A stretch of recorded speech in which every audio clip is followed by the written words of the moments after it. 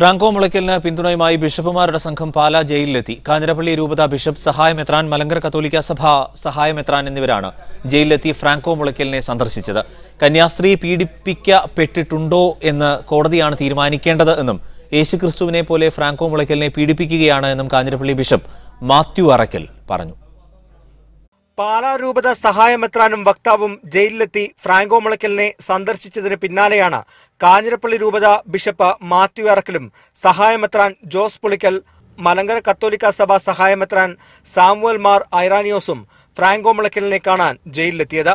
രാവിലെ 11:30 എത്തിയ ബിഷപ്പുമാർ 15 മിനിറ്റ് നേരം ഫ്രാങ്കോ മുളയ്ക്കലുമായി സംസാരിച്ച് പിന്തുണ അറിയിച്ചു. തുടർന്ന് തിരികെ മടങ്ങവെയാണ് കന്യാസ്ത്രീക്കെതിരായ നിലപാട് കാഞ്ഞിരപ്പള്ളി ബിഷപ്പ് സ്വീകരിച്ചത്. കന്യാസ്ത്രീ പീഡിപ്പിക്കപ്പെട്ടിട്ടുണ്ടോ എന്ന് കോടതി പറയണമെന്നും യേശുക്രിസ്തുവിനെ ക്രൂശിച്ചതുപോലെയാണ് ഫ്രാങ്കോ മുളയ്ക്കലിനെ ക്രൂശിക്കുന്നതെന്നും മാർ മാത്യു അറക്കൽ പ്രതികരിച്ചു.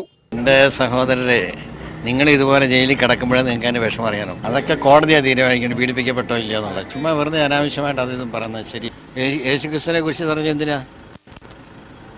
അതുപോലെ 10,000-കണക്കിന് രക്തസാക്ഷികൾ ക്രൂശിലേറ്റപ്പെട്ടിട്ടുണ്ട്. അവരെല്ലാം തെറ്റ് ചെയ്തിട്ടാണോ? ഇന്നലെ വൈകുന്നേരം ബിഷപ്പിനെ കാണാൻ ഇവർ ജയിലിലെത്തിയെങ്കിലും അവധി ദിവസമായതിനാൽ അനുമതി നൽകിയിരുന്നില്ല. സേവ് സീറോ മലബാർ പ്രതിനിധികളും ഇന്ന് ഫ്രാങ്കോയെ കാണാൻ എത്തിയിരുന്നു.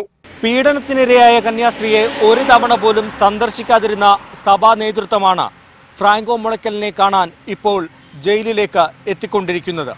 അതുകൊണ്ട് തന്നെ സഭ ഇരയ്ക്കൊപ്പമാണോ വേട്ടക്കാരനൊപ്പമാണോ എന്ന ചോദ്യം പ്രസക്തമാകുന്നു. ക്യാമറ പേഴ്സൺ രഞ്ജിത്തിനൊപ്പം ടോബി ജോൺസൺ, മീഡിയ 1, കോട്ടയം.